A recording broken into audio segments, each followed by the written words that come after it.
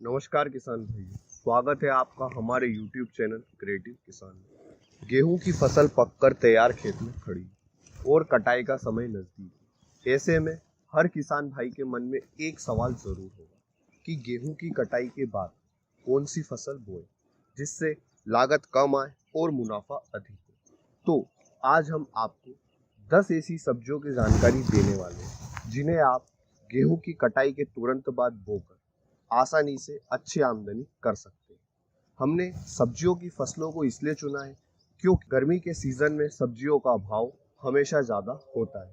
किसान भाइयों, हम एक टाइम पर खेत में एक सब्जी बोने के बजाय मिक्स्ड फार्मिंग का उपयोग करेंगे। मिक्स्ड फार्मिंग, जिसे हिंदी में मिश्रित खेती भी कहते हैं। अब मिक्स्ड फार्मिंग के तहत हमें कैसे इन सब्जियों की बुवाई को मैनेज करना है, इस पर हम वीडियो में आगे बात करेंगे, तो वीडियो को अंत तक जरूर देखें। मैंने इन 10 सब्जियों को 5 ग्रुप में डिवाइड किया है और प्रत्येक ग्रुप में 2 फसलों को चुना है, जिसमें एक फसल दूसरी की सहायक रहेगी। इस तरह के सेटअप में हमें पानी, खाद, उर्वरक और हमारे समय की बचत होती है। साथ ही साथ हम अपने खेत का 100% यूटिलाइजेशन कर सकते हैं। तो बिना समय नष्ट किए आते हैं हमारे पहले ग्रुप पर, ग्रुप ए।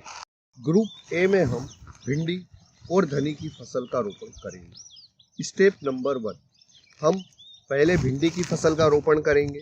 उसके बाद स्टेप नंबर 2, जब हमारी भिंडी की फसल 25 से 30 दिन की हो जाए, उसके बाद हमें धनी की फसल का रोपण करना है।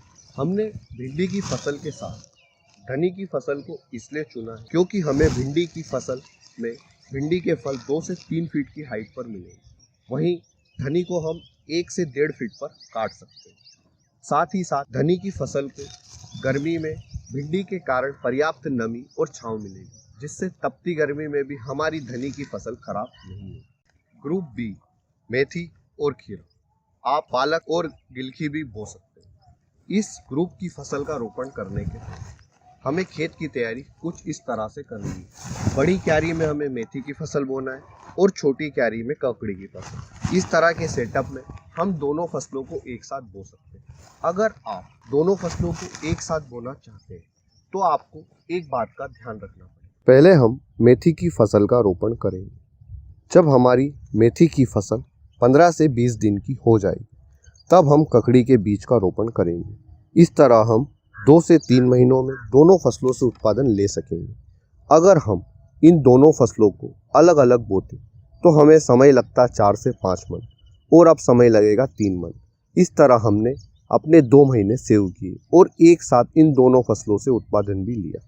ग्रुप सी, चुकंदर और बैंगन।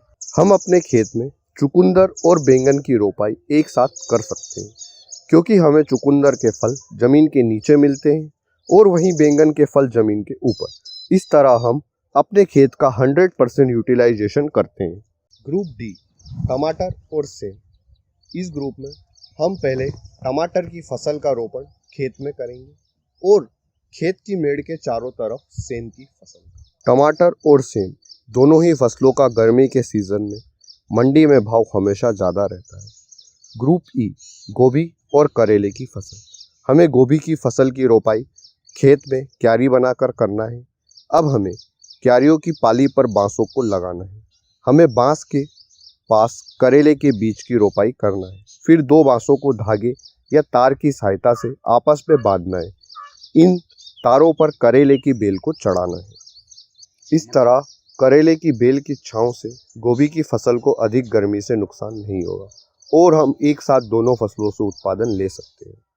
भाइयों, अगर आपके पास में 2 या 2.5 एकड़ जमीन है तो मेरी आप लोगों को यही सलाह है कि आप आधे आधे एकड़ में इन 5 ग्रुप की सब्जियों को लगाएं।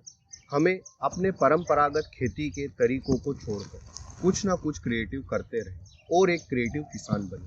अगर आपको वीडियो में दी गई जानकारी अच्छी लगी है तो वीडियो को लाइक और शेयर करें और अभी तक हमारे चैनल को सब्सक्राइब नहीं किया है तो इसे सब्सक्राइब करें। अगर आपकी वीडियो से रिलेटेड कोई भी सवाल है तो हमें कमेंट सेक्शन में ज़रूर पूछें।